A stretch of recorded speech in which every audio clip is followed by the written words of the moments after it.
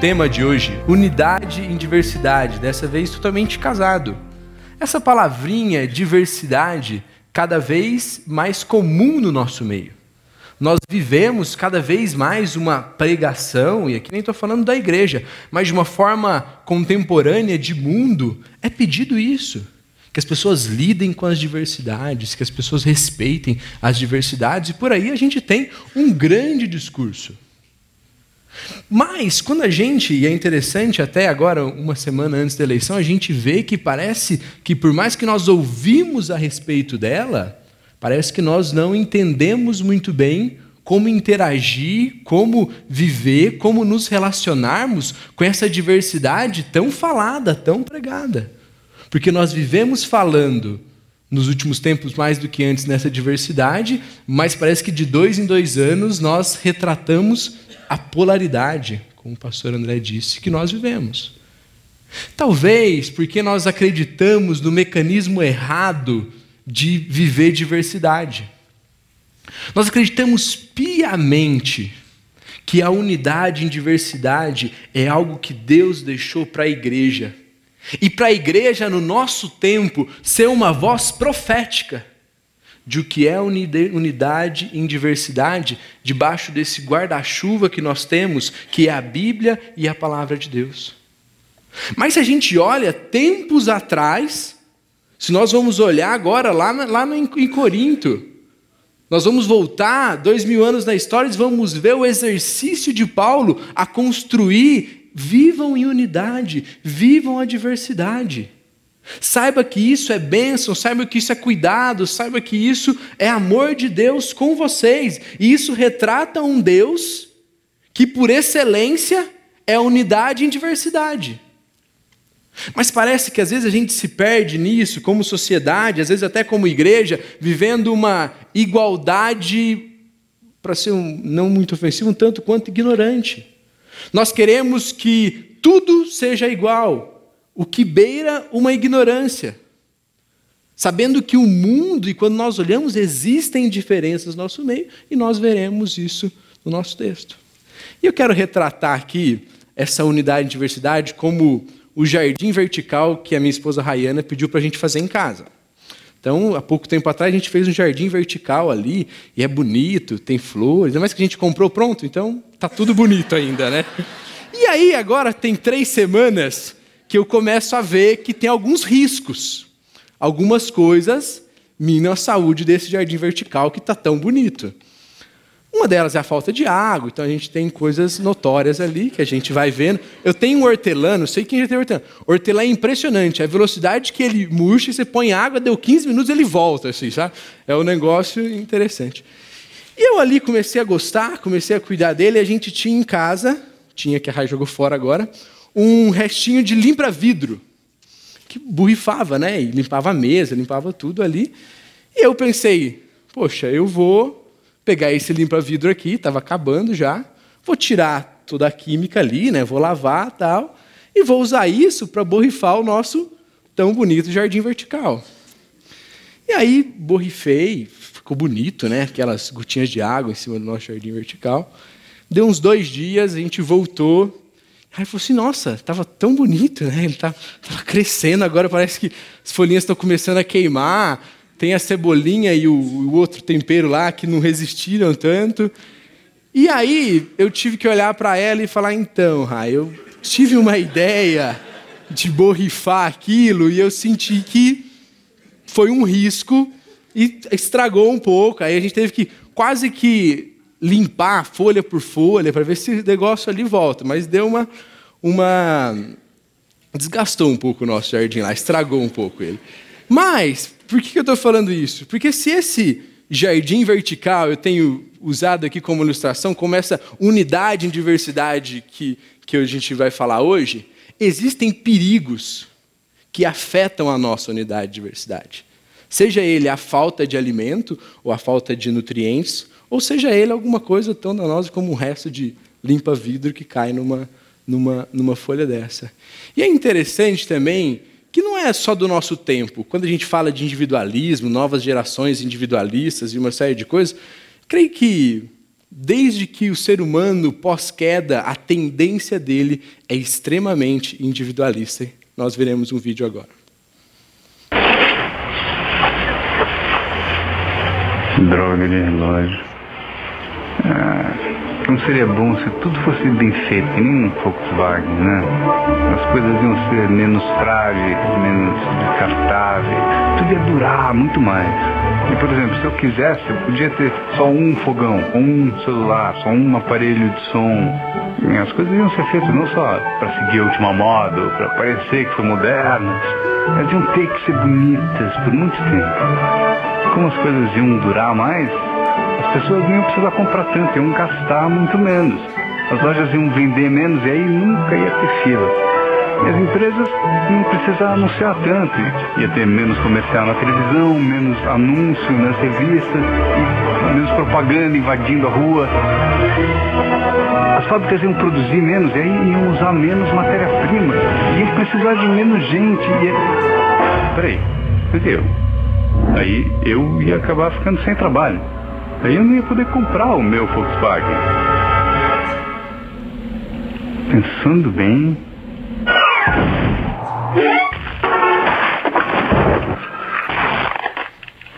Que bom que nem tudo é tão bem feito quanto um Volkswagen, né? Eu não sei se você teve esse Volkswagen e está durando tanto quanto está aí na propaganda. Mas esse vídeo retrata muito bem um pouco do que nós vivemos. Às vezes nós colocamos em filmes, em comerciais, e às vezes não falamos muito sobre isso, mas sobre o quanto nós vivemos uma realidade individualista. O pastor André, enquanto orava sobre essa realidade política que a gente vive, ele falava a respeito disso. Ele falava sobre como nós temos cada vez acreditado mais no bem-estar do indivíduo e menos no bem-estar coletivo. Isso é algo que nós vemos na sociedade, nós vemos nas famílias, nós vemos nas igrejas. O que importa é o meu bem-estar. O que importa é a sala que o meu filho está. O que importa é como eu estou. E todo o restante é matéria-prima da minha satisfação.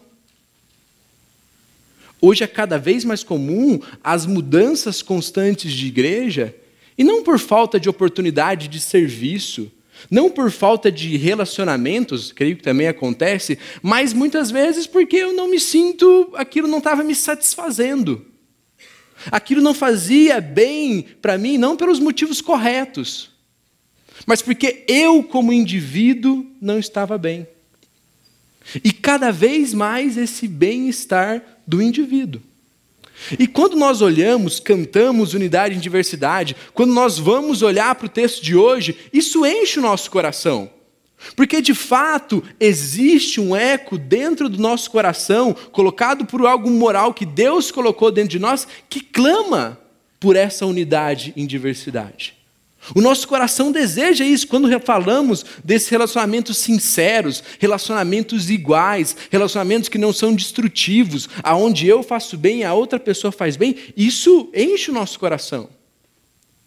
Mas quando nós nos deparamos com o grande perigo da nossa unidade em diversidade, que é uma vida que quer viver o individualismo, nós vamos ver um pouco do quão difícil é.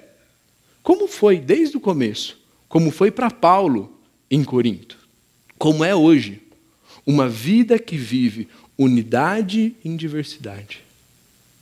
Paulo escreve, você já pode ir abrindo a sua Bíblia ou ligando ela no texto de 1 Coríntios, capítulo 12, versículos de 12 a 27. Paulo, se a gente olha lá atrás, como eu já disse um pouco, 2000 anos atrás na história, você vê esse embate de Paulo com uma igreja que era conhecida por grandes acontecimentos. Era uma igreja com a questão de dons espirituais, de atuação de coisas extraordinárias, aconteciam muito forte na igreja de Corinto. E lógico, e é interessante como Paulo trabalha isso em diversas cartas, quando nós vemos essas coisas acontecendo, nós remetemos isso à presença do Espírito, ao Espírito abundante. De fato, nós temos isso em Atos, nós temos isso acontecendo em diversos contextos do Novo Testamento, e depois também na história. Mas é interessante que Paulo diversas vezes tira o foco do Espírito nessas atuações que nós encontramos e coloca nessa questão da unidade.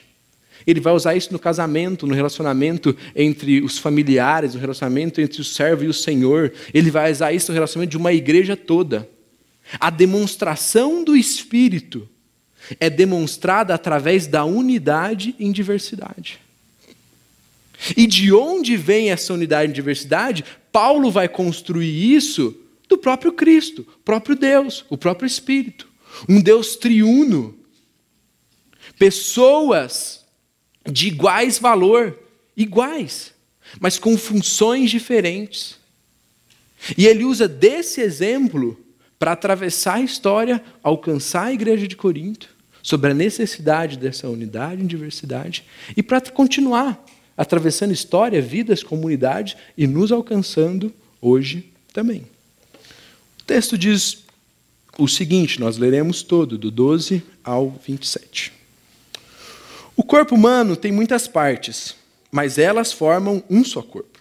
O mesmo acontece com relação a Cristo.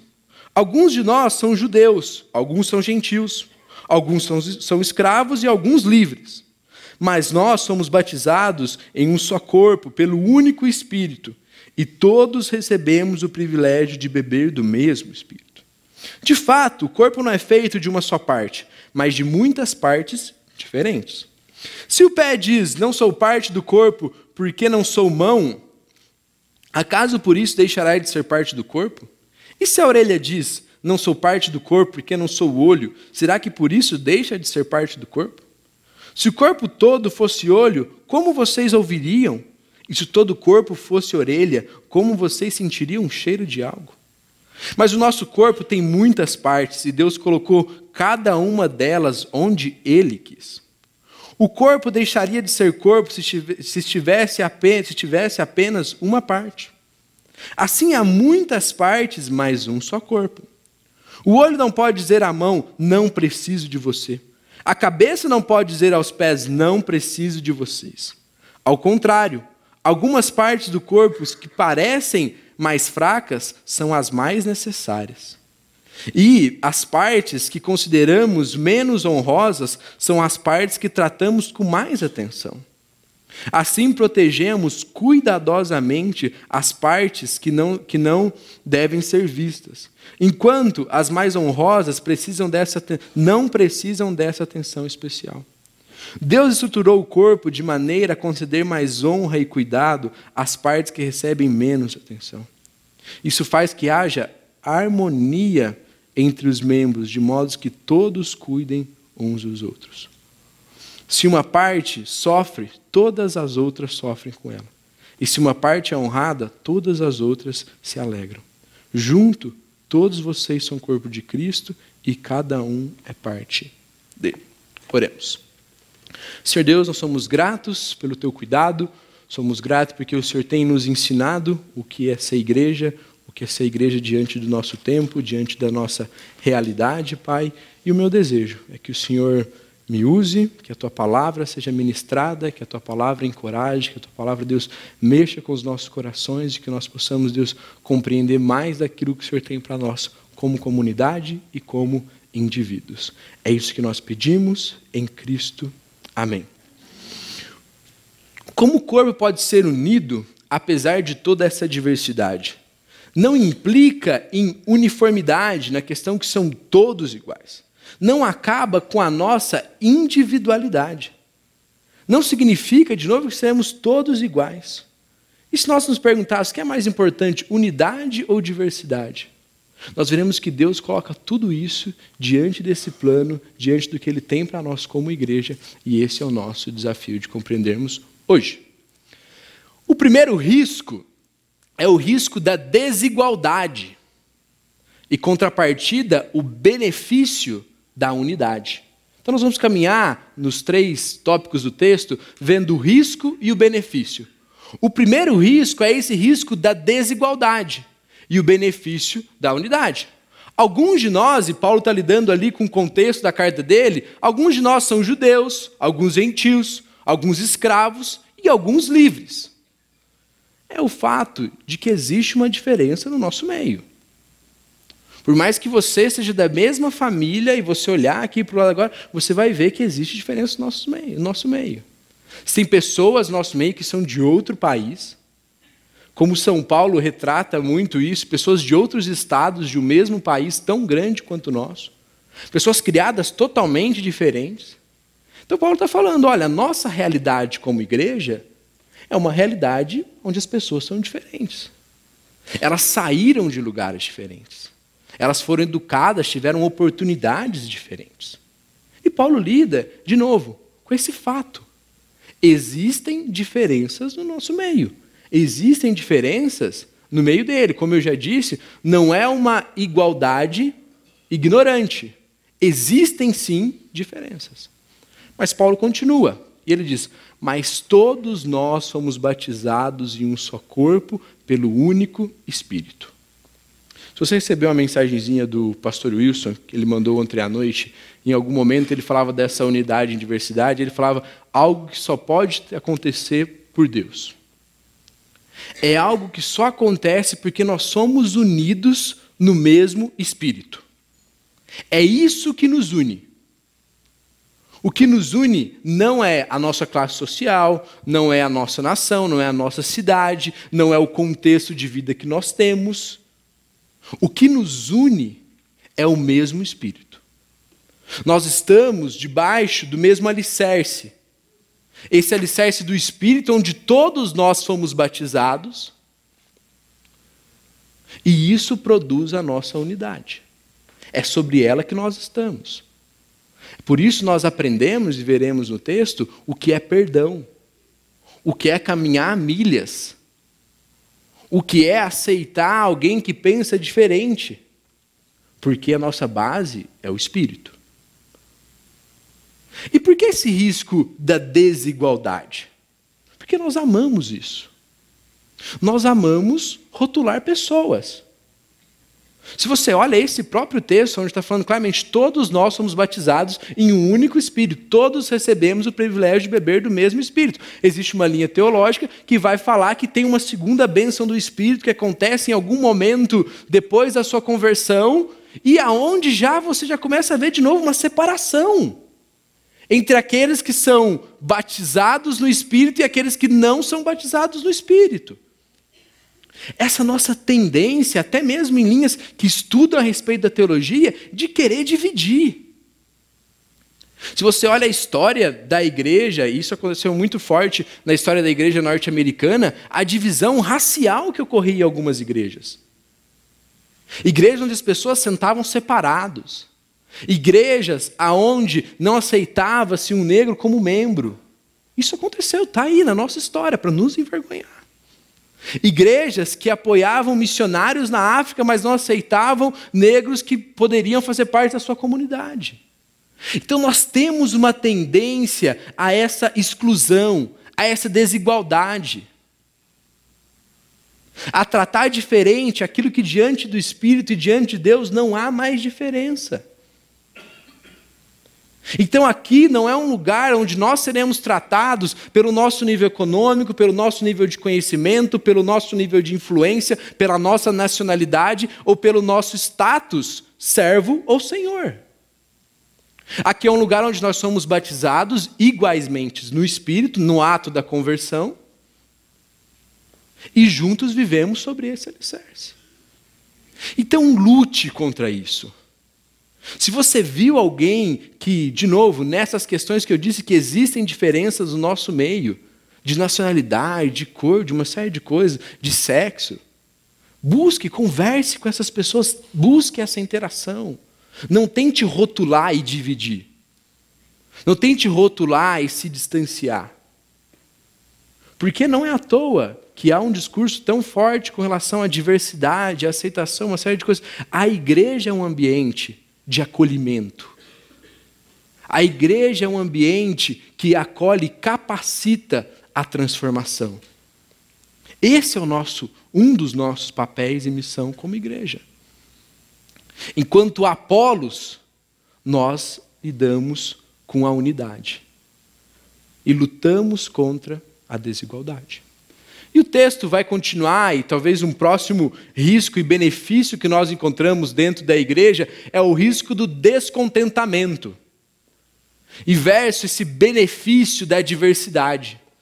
Se temos esse grande privilégio de, no Espírito, termos sido feitos um, agora compreenderemos um pouco melhor o que é essa diversidade. Mas quando falamos com diversidade, também lidamos com descontentamento. Porque há muitas partes diferentes, mas também tem gente que vai falar, deixa de ser parte do corpo, né? Não sou parte do corpo porque sou mão, acaso isso deixa de ser parte do corpo? Não sou parte do corpo porque não sou olho, será que por isso deixa de ser parte do corpo? Essa nossa tendência, esse nosso coração lidando com esse inimigo da nossa unidade em diversidade, que é a comparação.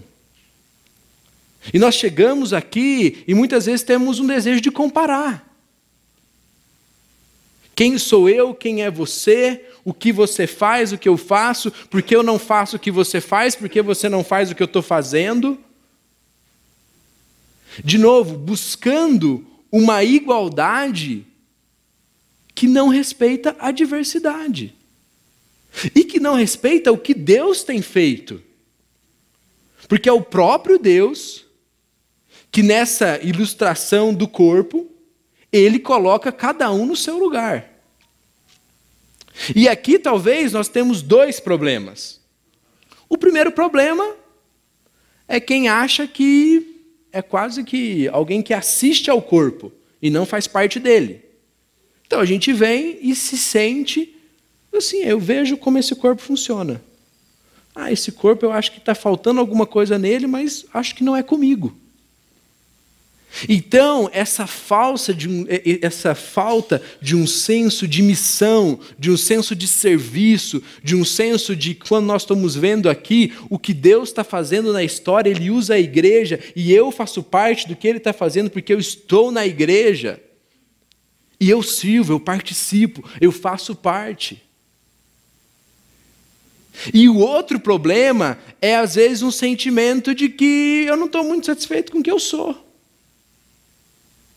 Essa questão que talvez já venha de outras áreas da vida, de outras formas de relacionamento que nós temos, e nós chegamos na igreja com esse mesmo sentimento. Eu me comparo e eu não quero ser isso. Eu não quero olhar para essa diversidade, eu quero viver uma igualdade que não representa o que Deus tem para a gente. E aí, Paulo vai construir a necessidade dessa diversidade. Se o corpo todo fosse olho, como vocês ouviriam? E se todo o corpo fosse orelha, como vocês sentiriam o cheiro? Então Paulo está mostrando, existe algo belo no nosso meio. Esse corpo, esse membro que não age de forma independente, mas interdependente. Nós precisamos uns dos outros. Isso vai contra essa visão de individualismo. Porque eu preciso de você, você precisa de mim. Isso não é um conceito subjetivo. A minha agenda precisa estar representada, porque talvez ela seja um retrato de como eu administro o meu tempo e como eu sou mordomo de tudo que Deus está me dando. Mas a minha agenda precisa estar vivendo isso. Abençoando essas diferenças, abençoando o corpo, sabendo aquilo que eu faço para a edificação da igreja. E essa satisfação do que eu sou em Cristo.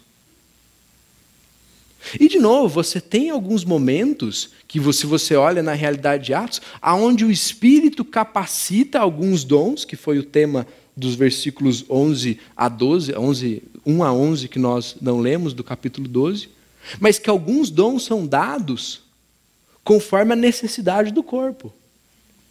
Porque ele não é para vanglória, ele é para edificação do todo. Então nós fazemos parte de um projeto coletivo, mas nós também temos as nossas individualidades. Algo que eu ganho de você, algo que eu preciso de você e você precisa de mim. E o texto continua. Deus colocou cada uma delas onde Ele quis. O corpo deixaria de ser corpo se tivesse apenas uma parte. Então o Senhor é o arquiteto de tudo isso, é Ele que está desenhando, é Ele que é o mentor, Ele é o cuidador, Ele é o sustentador desse projeto. É Ele que está te trazendo aqui. É Ele que está despertando necessidades no nosso meio. É Ele que talvez está colocando no teu coração uma vontade de se envolver de forma mais participativa. Porque Ele é o responsável por tudo isso. E qualquer questionamento ao que Deus tem permitido você servir, você fazer parte, é entre você e Deus. Lógico, passa pela nossa liderança como a bênção do Senhor, como muitas vezes voz de Deus que nos ajuda a discernir tudo isso. Mas qualquer insatisfação com relação à igreja é uma insatisfação que pode se revelar uma insatisfação com o próprio Deus. Porque, de novo, ao contrário de vários ambientes que nós vamos, ao contrário de vários ambientes que a nossa cultura individualista nos ensinou, aqui nós não viemos aqui sentar, ouvir, ser alimentado por algo e ir embora. Faz parte, mas não só isso. Você está aqui porque você é parte do corpo de Cristo. Você está aqui porque você decidiu de forma local fazer parte do corpo de Cristo em uma comunidade localizada em Moema. E é aqui que nós serviremos, é aqui que nós teremos uma bênção na vida um do outro. E quando nós vivemos em comunidade, nós vemos que é um desafio grande. Alguns dizem que o desafio não é amar. Meu desafio não é vir aqui cumprimentar você uma vez e te achar alguém maravilhoso. Mas é continuar nutrindo isso. É continuar alimentando esse sentimento. É continuar agindo em prol do outro. É continuar entendendo o que eu faço, para quem eu faço, como eu faço. Até para aqueles que nós consideramos pequenos. Até para aqueles que no serviço nós olhamos e falamos assim, acho que isso não é tão útil para a gente. Conta-se uma história de um homem que em um acidente, ele perdeu os cílios. Queimou, né? Teve um pouco de fogo e ele queimou os seus cílios. E também queimou parte do corpo. E nessa conversa, um pastor perguntando para ele, o que te fez, te afligiu mais? O que foi mais difícil durante todo aquele processo? Ele falou assim, olha, quando eu vi que algumas coisas não eram tão graves e que minha pele logo ia se recuperar, o que mais me afligiu era a ausência dos meus cílios. Porque eu não tinha uma proteção. Porque eu me sentia vulnerável a qualquer brisa, a qualquer outra coisa que acontecia. Eu me sentia vulnerável sem eles. Então, de novo, partes do corpo, e que é a ilustração que o próprio Paulo usa, que nós não consideramos tão importantes, mas que precisam cumprir o seu papel.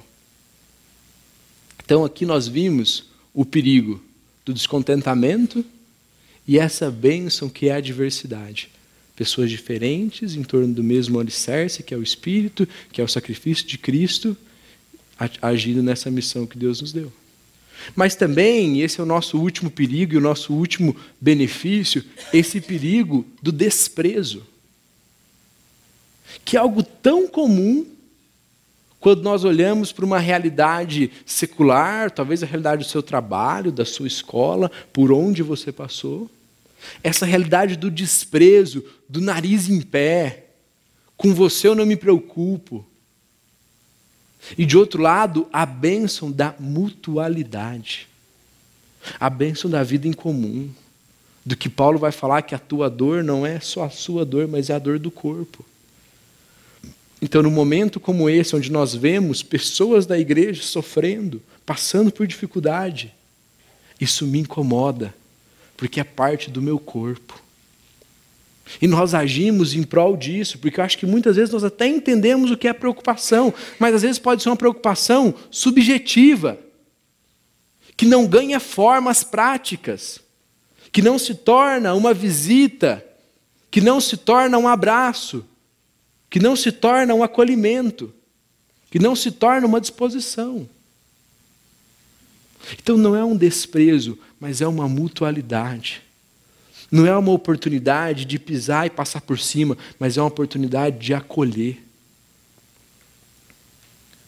E se nós vemos parte do que a gente, no cenário eleitoral, a gente começa a ver muito mais forte na política, é uma necessidade que muitas pessoas, que vão colocar de diversas outras formas, mas uma grande necessidade de acolhimento, de ser ouvido, de ser abraçado,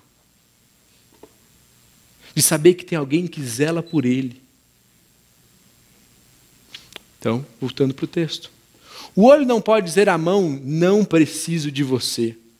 E a cabeça não pode dizer aos pés, não preciso de você.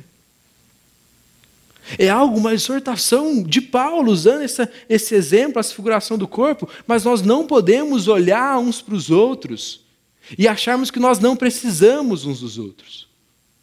Achar que a nossa missão diante de Deus é carreira solo, e nós faremos isso sozinho. Não. O projeto é coletivo. É juntos. É respeitando, talvez, a velocidade de um irmão que vai com um pouquinho mais calma. É interessante que na Casa Nossa Pátria, o Douglas, junto com o pastor Wilson, decidiram, junto com a liderança da igreja, não fazer isso sozinho, nós como comunidade, né? Mas que nós faríamos isso junto com a Convenção Batista, que já vinha fazendo um trabalho desse há mais tempo. E foi interessante, porque se nós tivéssemos feito sozinho, hoje talvez nós tivéssemos uma situação um tanto quanto difícil, porque nós ainda estamos num processo, ainda não conseguimos a liberação dessa casa para uso do que nós queremos. Tudo indica que nós conseguiremos. Mas o processo, ele foi um processo mais longo do que talvez nós imaginávamos. Mas nós estamos apoiados. Não é carreira solo, não é CB Moema sozinha, mas é nós fazendo parte do que Cristo está fazendo com outras pessoas, com humildade. De que nesse corpo, e aí saindo um pouco do corpo local, mas abrindo um pouco para esse corpo que nós conhecemos como universal de Cristo, tem pessoas envolvidas. E nós fazemos isso juntos. Então não olhe para ninguém e ache que você não precisa dele. Ou que ele é descartável. Ao contrário, algumas partes do corpo que parecem mais fracas são as mais necessitadas. As partes que consideramos menos honrosas são as que tratamos com mais atenção. Sim, nós sabemos. Quando vivemos em igreja, quando vivemos em comunidade, tem pessoas que demandam mais atenção, pedem mais cuidado. Isso acontece na nossa casa. De novo, essas diferenças que existem no nosso meio.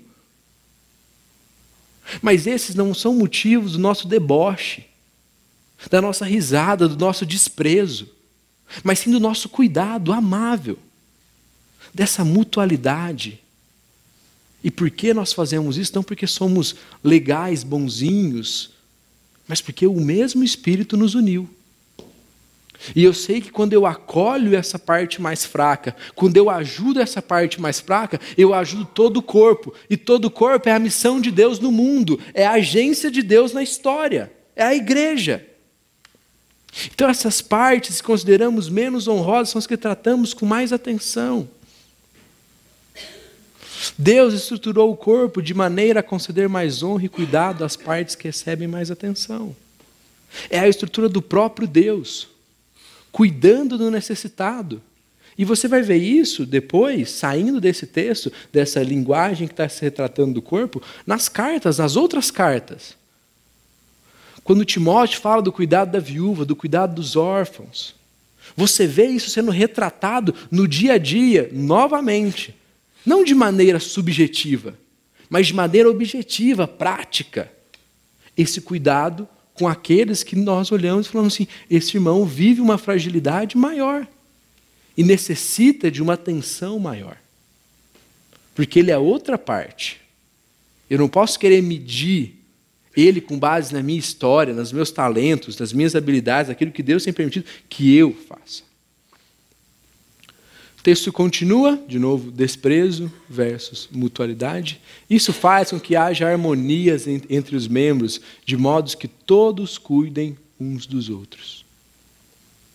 Gente, é mais do que a música Unidade em Diversidade. É mais do que o que a gente está ouvindo aqui. É a prática disso. É essa santa harmonia no nosso meio, aonde nós nos sentimos cuidados. Eu me lembro que no começo do ano, quando eu fiz essa transição para assumir o pastoreio com os adolescentes, o Nomoto, presbítero da igreja, falou assim: Felipe, não se esqueça que o que de melhor a igreja faz, o que de melhor um pastor faz, é cuidar de pessoas. É cuidar de pessoas. Você vai fazer 1000 coisas, vai ser interessante, vai ser legal, vai ser atrativo, mas não se esqueça do pelo que nós existimos. É para cuidar de pessoas. E é isso que nos move. E é o Senhor nos dando liberdade para cuidar de pessoas. Por quê? Entre os membros, de modo que todos cuidem uns dos outros, isso faz com que haja essa harmonia. Para terminarmos, versículo 27, juntos todos vocês são corpo de Cristo e cada um é uma parte dele. Você, como indivíduo, dentro dessa unidade que tem diversidade, que luta contra o desprezo, que luta contra outras coisas que a gente viu no texto, nós vemos claramente, você é parte desse corpo. Você é parte do problema, você é parte das soluções. Quando abrimos mais para o nosso país, para a nossa nação, nós como comunidade também somos parte disso. Todos vocês. Não sei de onde você veio, não sei se você já se converteu há 10, 15, 20, 1, 2 meses. Mas em Cristo, no mesmo Espírito, todos nós juntos fazemos parte do corpo de Cristo. Mais um videozinho.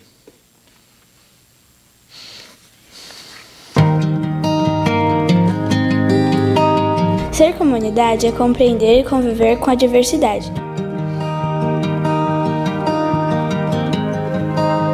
É deixar de lado o individualismo e abraçar o próximo, independentemente do nome ou idade.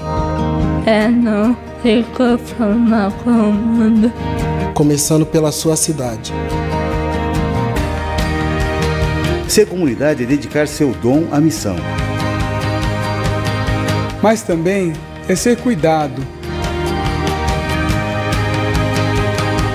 Seja no acolher do irmão, no batizar ou no repartir do pão. Pois quando somos um só corpo, aí sim, somos comunidade.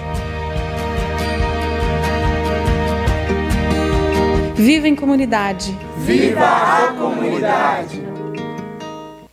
Essa é uma chamada que a comunidade Chácara Primavera em Campinas fez e eu achei muito interessante compartilharmos conosco.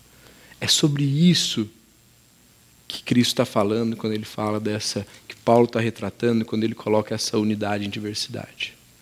Talvez a nossa cultura vai nos ensinar e vai lutar contra isso, que o que vale é o indivíduo, o que vale é o seu bem-estar, independentemente do restante. Mas quando nós vemos o projeto, o plano de Deus, o que Ele está fazendo na história, é algo coletivo. Então, não viva a sua vida sobre a base de que você é o que importa. Mas viva a sua vida sobre a base de que Cristo é o que importa. E se Ele importa, se nós estamos no mesmo Espírito, o outro importa. É em direção ao outro. E de novo, perdoem-me a repetição, não de forma subjetiva, mas de forma objetiva.